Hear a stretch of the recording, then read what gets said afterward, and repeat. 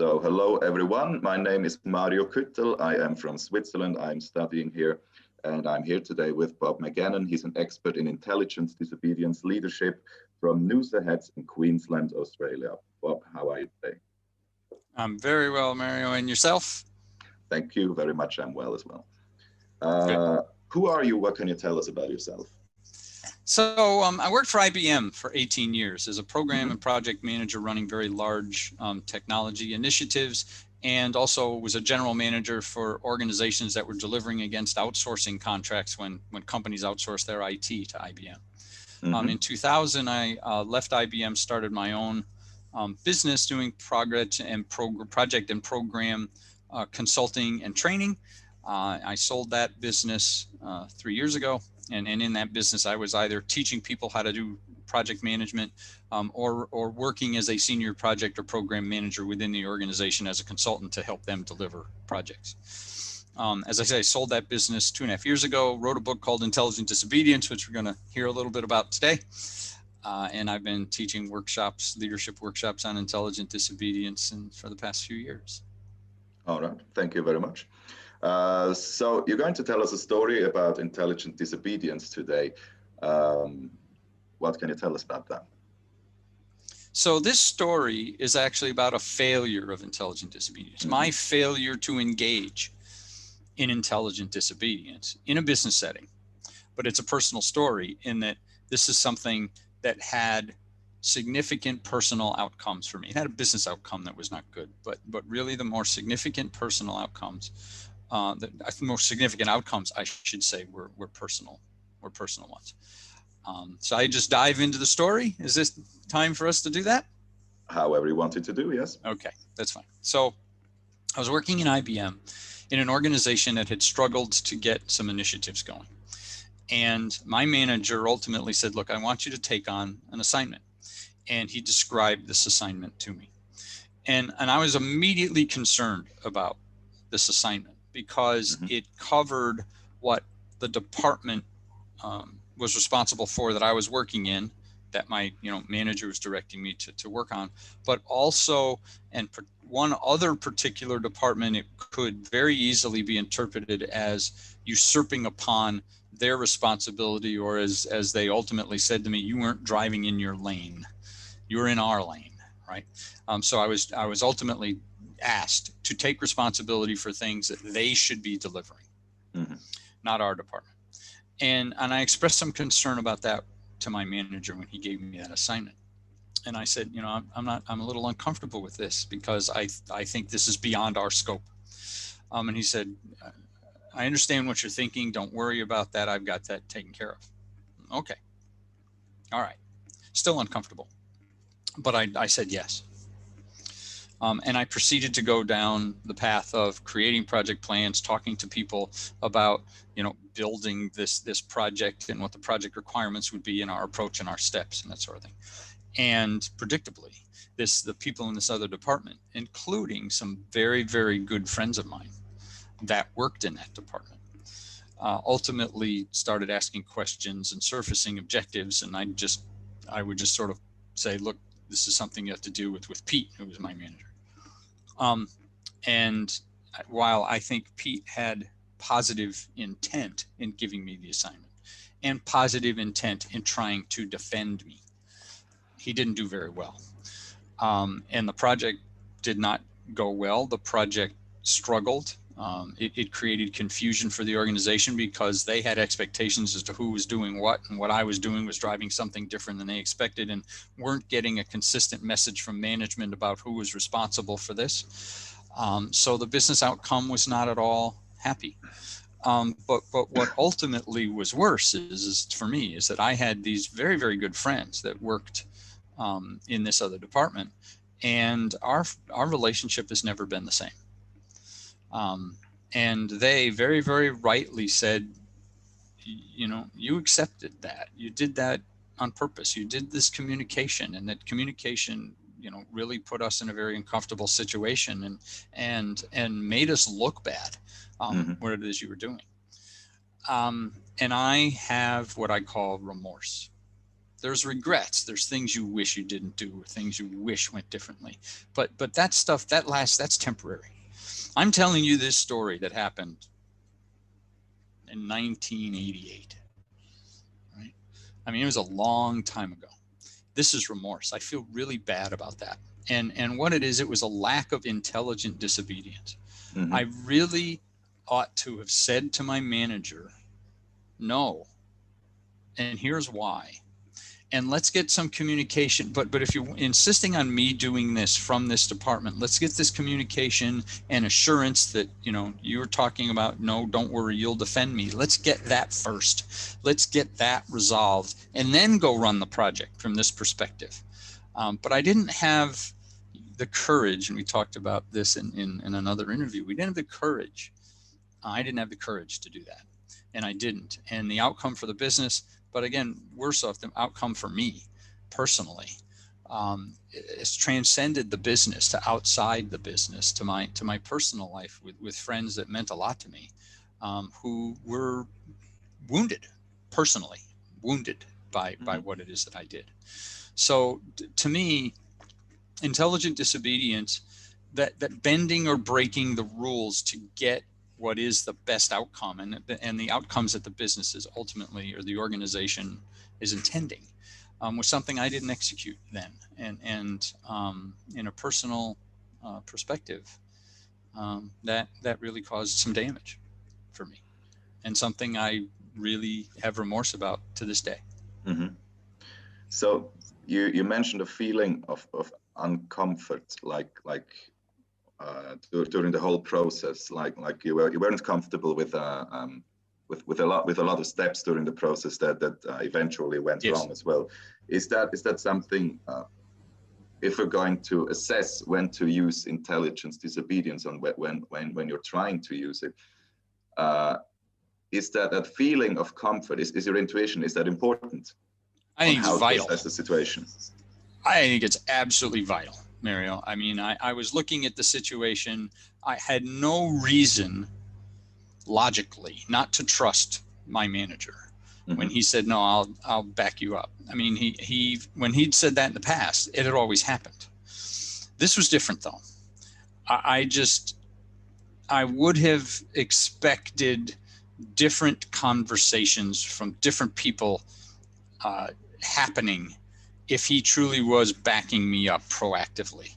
And I think he underestimated the degree to which the organization would get confused, and a degree to which the department that we should have been running this in conjunction with, maybe even they should have been running, and albeit they had struggled with it, but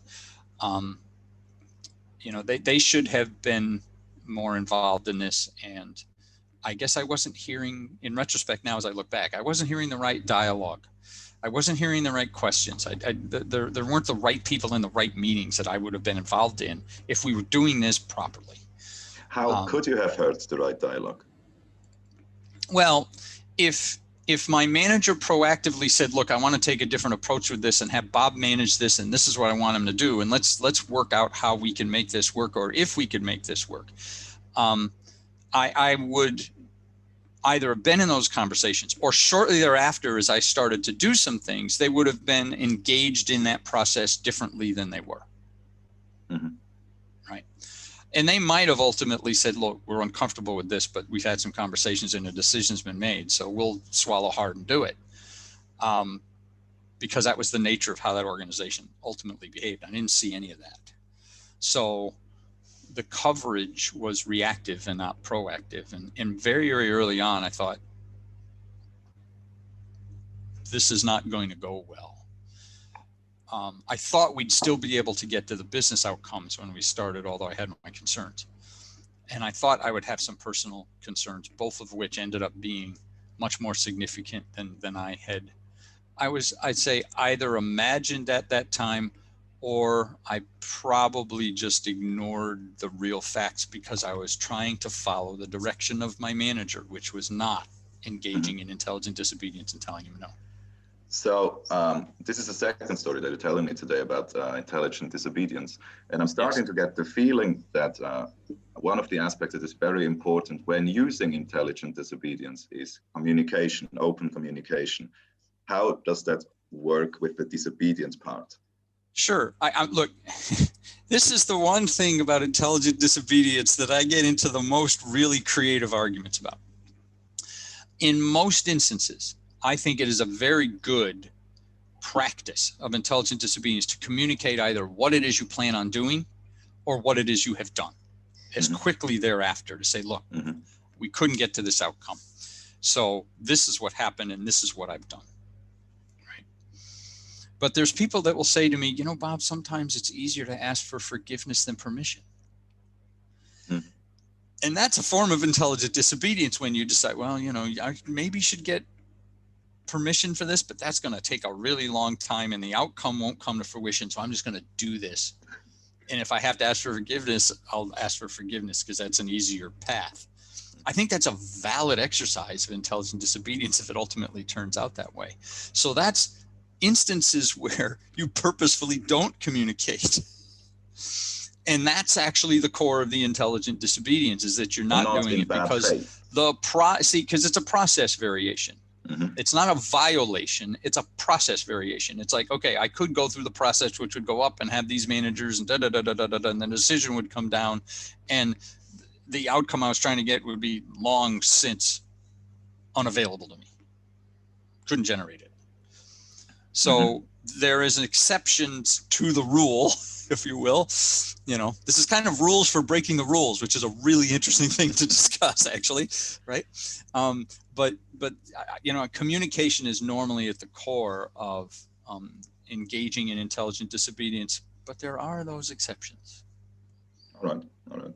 So if we're going to talk about your experience or your failure, as you yourself have labeled it, how could people, future responsible leaders, how could they learn from that experience? What is it you would like to convey with that story?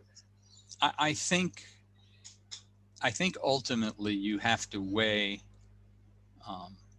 what you think personally is right versus what it is that's going on, and understand that if you don't think personally something is right and you don't take action to address that, I suspect if you're like me, that's going to last a very long time and take a lot of energy and place a lot of negative emotion that you have to deal with, which is difficult. So in this personal case of intelligent disobedience, this is avoiding a wrong as much as it is creating a right. And I think it's just, you really have to think about what's this going to look like in a month or in 6 months or a year. And think in terms of what the courage it would take and what risks that you have in taking action versus the courage and risk that it might take to not take action. I mean, I think about some of the big corporate scandals with, Volkswagen with the, emissions exercise, for instance, Wells Fargo Bank in the United States, creating a whole bunch of false accounts and charging these small fees to people.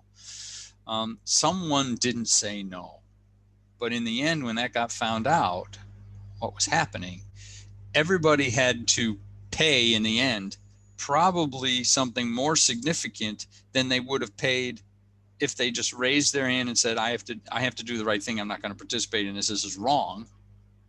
Right? It's not a good position. Believe me, this isn't easy. It's not a good position to be in. And I'm not trying to say it is, and you quickly do that. I mean, I had someone talk to me and say, I've heard this story that you tell, and I had a choice to make. I had 2 disabled kids at home. My wife's unwell. We don't have a lot of money in the bank. I couldn't afford to just say, I'm not going to do this and get fired, because I could have gotten fired. I was not in a position to do that. And I said, your ethical standing to me said in that moment for you as an individual, that your ethical standing of what it is you had to do to your family surpassed the discomfort that you knew you were going to feel because you thought the business was doing something wrong. I accept that. I don't pass judgment on that, right? So I'd say, you know, to answer your question, Mario, directly, it's trigger what it is your ethical and moral standard is and follow it. Look in the mirror, see what you think, and follow it. And sometimes that means engaging in intelligent disobedience and some significant acts of intelligent disobedience. Mm-hmm. So thank you very much for being here with us today. It has been very interesting. It's a very interesting concept, and I will be sure to take a peek at your book. Very good. Thank you very much. I appreciate that. I will now stop the recording. Bob McGannon, thank you very much for being with us. You're very welcome. You're very welcome. Cheers.